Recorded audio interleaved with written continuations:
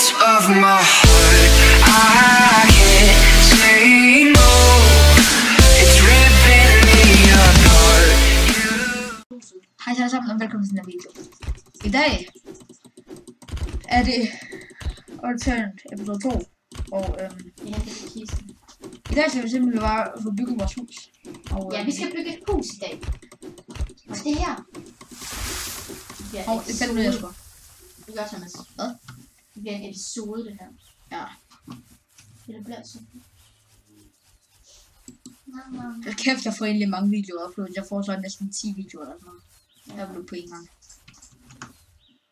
What the fuck er det? En black bedboard? Nå, det er den. Thomas, kan du have den her? Skal jeg bare tage det helt 3 ret, eller hvad? Ja, tak. Kan du det? Ja. Hvis jeg siger, når du skal blokke det til mig. Jeg skal lige have noget at spise. Jeg spiser lige min MRI. Nå, okay. Jeg troede lige, jeg kom lige til at tænke på, at det var en gun. Hvordan? Jeg spiser lige noget for et majs. Skal vi fælde lige det træ her? Eller skal vi have noget mere outdoors? Der. Ja, okay. Og jeg fandt dem 2 stave sidste gang, så nu kan vi begynde at fælde træer. Og lave planker og sådan noget, crates. Ja. Og så kan vi også lave vægge og sådan noget, det er det. Ja, det har jeg gjort. Okay. Nok vægge, eller hvad? Ja, hangway. Det er ham med træet. Shit, nej. Det er bare ham med træet. Vent. Nå, det lagger. Thomas. Hvad? Jeg tror ikke, jeg får brug for den her squat-spil. Er det ikke? Nej. Men jeg har så fået den. Ja, men nej, du skal ikke tage den. Fordi den fylder for meget. Ja, okay. Kom nu.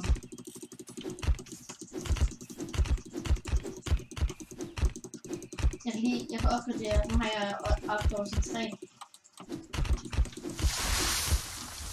Okay. Jeg kan ikke gå på det her. Okay, jeg har missing space, så vi skal snart begynde at bygge. Så det ud til. Okay, det var meningen, vi skulle bygge. Ja, kom Thomas, vi går og bygger det nu. Okay. Men det skal du ikke. Jeg kan samle de her loks op, jeg får. Okay, tag dem lige. Så jeg er nemlig ikke sikker på, at vi har plads til. Jeg skal ikke bruge så meget. Jeg kan faktisk også have nogle. Sådan.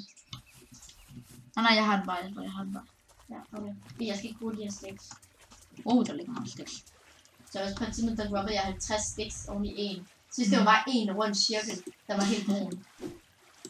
Og man kunne også sådan rundt på den med musen, og så står det bare pine stick, helt op. Okay, jeg tager lige floor.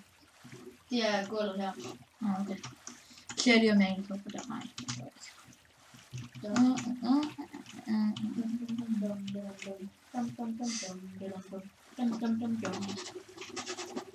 Oh shit, jeg kommer til at svømme over mod min far. What the fuck? Okay, jeg er oppe nu, Jesper.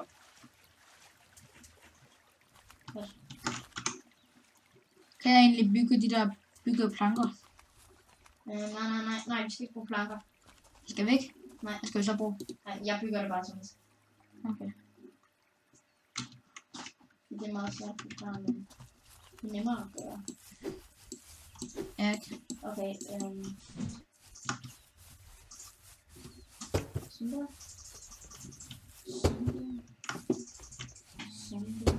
Og sådan. Og så skal se, Thomas. Kom! Okay, du går lige vejen. Så godt.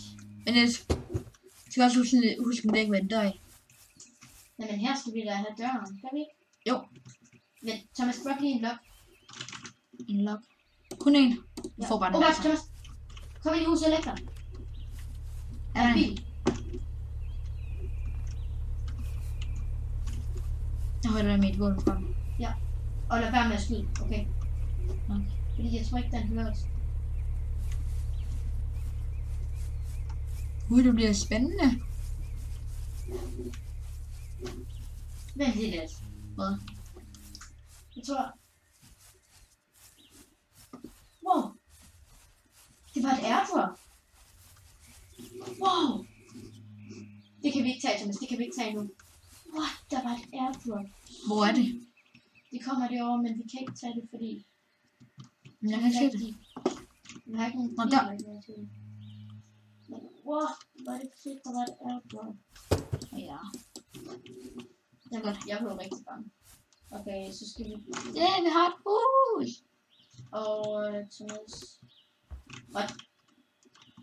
Jeg glemte taget derovre. Kan du se den ting, der kommer ned der, Thomas? Der kan være sygt god gørelse i den. Der kan seriøst være... Skal jeg løbe derover? Nej. Der er mange, der går derover af. Så dør vi. Okay.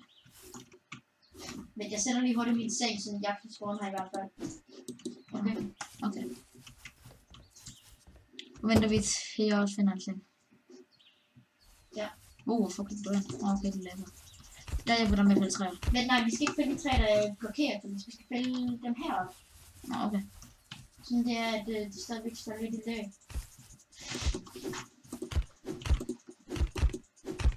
Vi kommer til at få et kæmpe stort slot. Hvad? Ej, det kunne være fucking fedt, hvis vi så på et eller andet tidspunkt får et slot. Ja. Yes. Jeg begynder bare på det her, Jesper. Ja. Men så har du en pausevideo? Nej. Det synes jeg nok, du skal, for jeg tror stadigvæk heller ikke, de vil se det her. Ja, okay. Vi skal stå helt op i hovedet på hinanden. Thomas, jeg har en meget vigtig mission til dig. Du skal gå ned i Seattle og finde et stykke scrap metal, som kan lave en dør. Ja, det forstår du. Okay, godt så. Jeg laver lige hurtigt en dør. Det er i hvert fald en hurtigt til, eller hvad? Ja. Nå, det er lige. Jeg sætter lige tag på huset. Okay. Sådan der. Så har vi lige vores eget minihus. Men Thomas, kan du blive rundt? Jeg skulle ikke sætte tag, fordi du har nemlig et tag, kan jeg vist. Ja, Thomas. Ja, det har jeg. Ja, kan du Jeg har blive- både... Kan du lige drop craten? Ja. Skal den stå... Den kan stå her der, ja. Ja, er det fint? Ja. Altså læg din største ting, du har i den inventory ned i. Den er bushy. Sådan noget som din kniv, for eksempel. Så den er pushy. Læg din kniv dernede. For den er pushy. Hvad sagde du? Den er pushy. Den stod der. Så den står Den er pussy. Åh. Det er sådan, du sagde pussy. Han sagde pushy. Bum.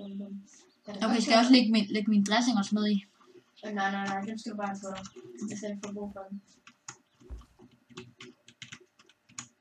What the fuck? Men jeg skal lige... Thomas.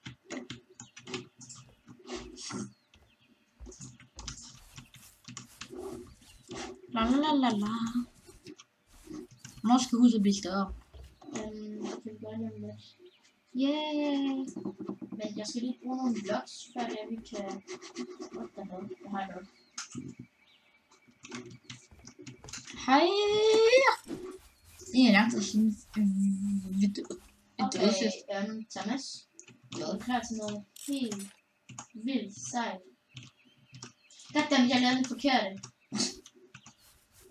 Lavede den forkerte dør. Du skal ikke tage den der. Pine shot. Jeg skal bruge endnu en scrap nu. Jeg ser lige, om jeg har noget scrap. Så lige om jeg har noget. Jeg har kun en til GPS. Ja. Men den skal du ikke tage. Okay, lav. Har du noget, du ikke bruger rigtigt, Thomas? Jeg har et flashlight. Du har jo... Ja, scrap den. Sådan. Jeg røb det lige til mig. Sådan. Og nu vil jeg lave den rigtige dør.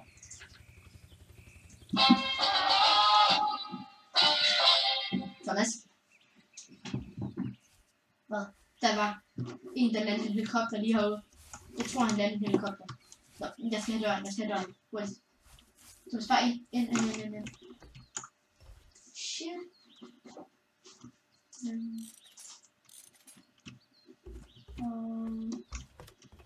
Jeg holder her, hvis jeg kommer ind. Ja. Så nakker jeg. Nu har jeg der. Så skyder jeg ham en gang i hovedet, og så slår jeg ham bare med min træer. Sådan. Han kan nemlig ikke åbne den, tror jeg. Yes. Tror jeg. What? Jeg blev tippet væk. Nej. Det er Natman. Felix Natman. Holy shit. Filmer du det? Ja. Ja. Han gjorde mig fuld. Jeg er da ligeglad. Thomas, sig lige noget til ham. Nej, du blev ikke fuld. Thomas, han har givet dig night vision. Ja. Thank you, man. Thank you. Nice job. Now can I be teleported back? Maybe. We just built a house, though. Du skal ikke sige, at vi har et hus. Bye bye. Bye. Shit, der er sådan. Nej, han skyder den bare. Nej. Han er en bad boy, han skyder den bare. Ja, men det er fordi, han har uendelig Jeg har mange fundet en sider. økse. Jeg har fundet en økse. Thomas, det er fordi, han har uendelig mange sider.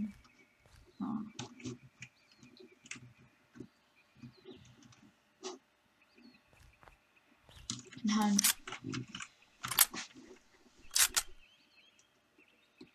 Holy shit.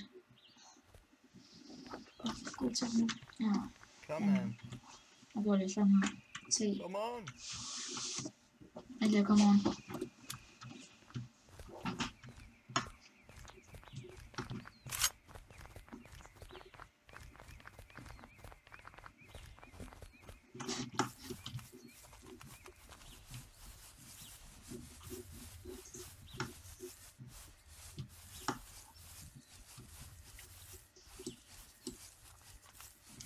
Nej, jeg går ud og Thomas. Jeg bygger huset større. Okay. Jeg følger med den her admin. Okay, I er oppe i 18. Men I er ikke så langt væk. Ja, vi er i Seattle.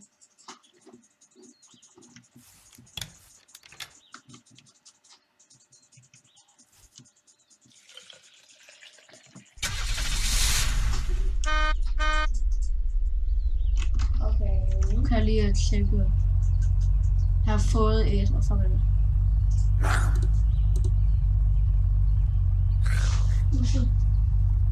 Hvad er det? Den her. Det er... Tag. Ej, okay, du kan ikke bruge den på den der. Okay. Tag den der bipod af. Du har en... Vent lige lidt. Har du andre våben egentlig? Har du fået andre våben? Nej. Bare tag den på. Okay.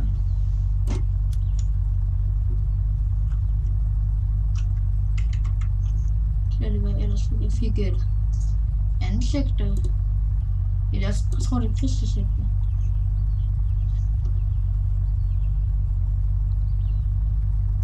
Holy shit, man er sejt.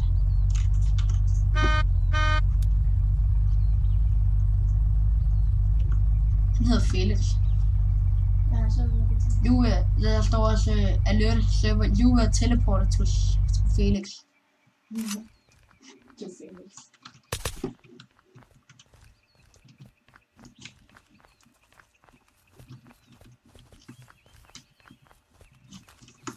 Jeg fik en økse efter.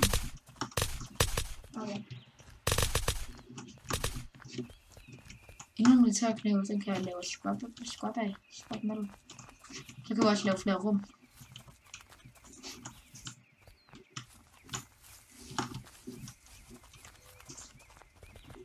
Og endelig fik jeg den der. Okay.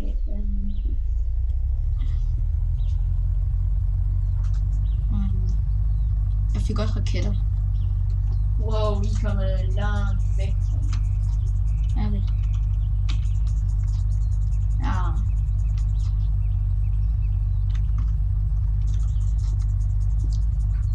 Hey Felix. Okay, jeg kan se dit navn. Are we friends now or what? Oh. Yeah. Alright, cool. Vi er venner nu. Okay.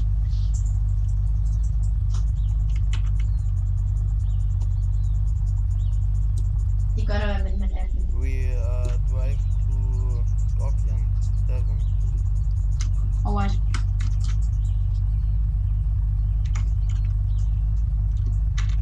Kan du ikke lige... Nej, vel. Du skal ikke sige, at jeg er jeg er din ven, fordi jeg vil helst ikke tage noget over til ham lige nu. Okay, han kører også væk fra dig, Jesper. Nej, vi skulle hen til et eller andet sted, hvor var det, vi skulle gik hen. Hvor var det, han sagde, vi skulle hen, der kan kysse det. I forget where we are going to. Where are we going to? Hvis det er Scorpion.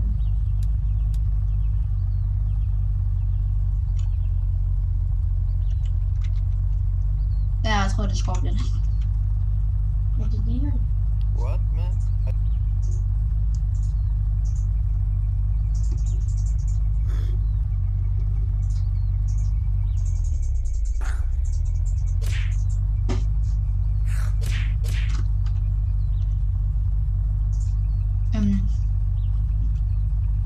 Opgradere crafting.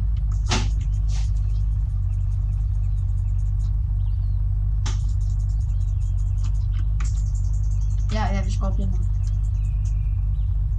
Ja. Hey.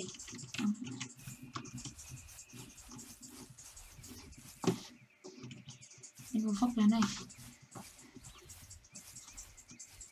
Måske... Men er han væk? Ja. Wow, han vil bare sætte dig op i Scorpion. Nu er du helt... Nej, han er der. Ja, okay. Jeg troede bare, han ville sætte dig op i Scorpion og være der helt... eller være helt alene. Ja. Så var han virkelig ond, hvis han gjorde det. Ja. Ej, han har givet dig sygt gode ting, Thomas. Ja, okay. Så kunne jeg nok godt overleve. Hvad fuck var det? Jeg vil bare lidt Jeg bløder. Jeg bruger min danse. Du bliver sikkert ramt en zombie. Peacemaker. Du må bruge flere bandager. Du har ikke så mange liv. Og så brug det medkit, der ligger der. Det er rigtig godt, det kan give dig fuld liv. What the fuck? Boom. Et liv. Du har noget liv. Okay, tag medkitten. Ja. Har ikke plads. Så drop nogle ting. Hvorfor har du også så mange? Men det ved jeg ikke, jeg har glemt. Drop din rockets. Du har ikke en rocket launcher. Og drop den der, og den der, og den der. Det der. Kan du ikke bruge sådan noget? Okay, og ja. Så jeg bruger dem. Så får du rigtig mange liv. Så der er en her. En Shadowstorm. En Shadowstorm, den kan næsten one hit. Okay, den skal det ud med min sportsshop. Ja, okay. Hello. Tyler. Come. Alright. Men hvor mange skud har den? Okay, den har ingen skud i den her. Fuck. Oh. Wow. Holy shit. Den spawnede lige en helikopter. Ja, han kan one. Men den har også et fucking godt sigte. Sigtet er spot. Har du taget en sjov? Ja. Okay, sæt det i. Nu har du et skud til den. Yes. Du skal ikke skyde af den. Nej, hvor så en boom headshot. Ej, jeg kan gøre, fordi jeg tror måske, han er bare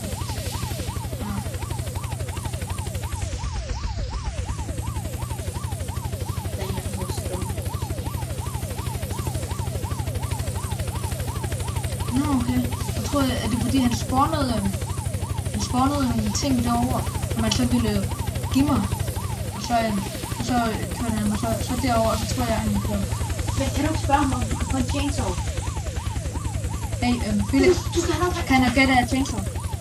Tag din MRI. Du kan give meget. Spis den. Prøv at kigge i dit mad.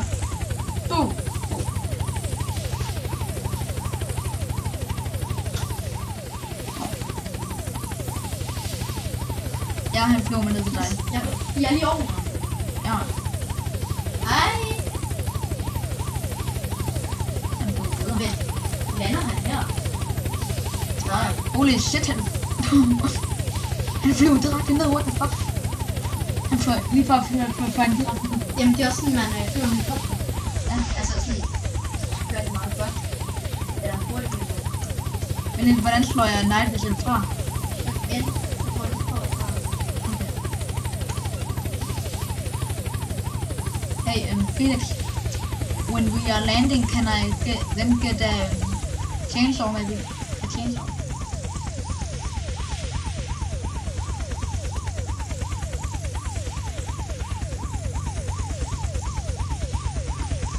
Han flyver kommer tilbage til Seattle. Faktisk synes jeg, at det er lidt irriterende. Ja, Du bare flyver der rundt og rundt.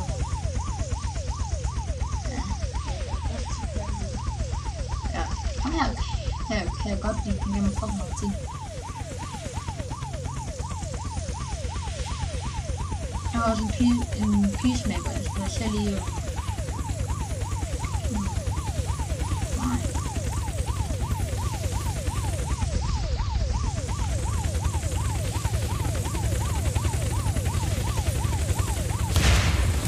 Nej! You were blown up by a vehicle. Han dræbte mig. Jeg tror ikke, han gjorde det med vilje, måske. Han døde ikke. Okay, så Nej, har han han... har godt nok på. Okay, jeg spawnede tæt ved Everwood. Det var rigtigt. Okay, kan du løbe nedad mod mig, Thomas? Ja, det er jeg i gang med. Jeg har ikke helt Okay, jeg spawner tilbage. Sorry if I hit you. Okay. Så er der lige anden til noget igen. Husk din sav.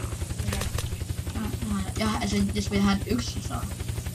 Ja, men det sav, du laver snakker med. Ja, jeg har taget en sav, men jeg har ikke en økse. Så du skal ikke bruge en økse. Nej. Mann, du musst dich direkt nicht auf Sache. And where are you? Oh, hello.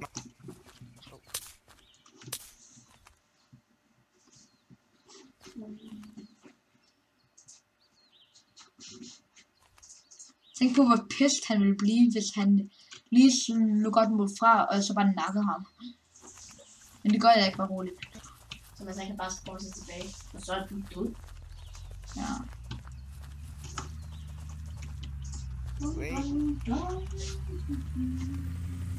Wait. Fuck er der flyver? What?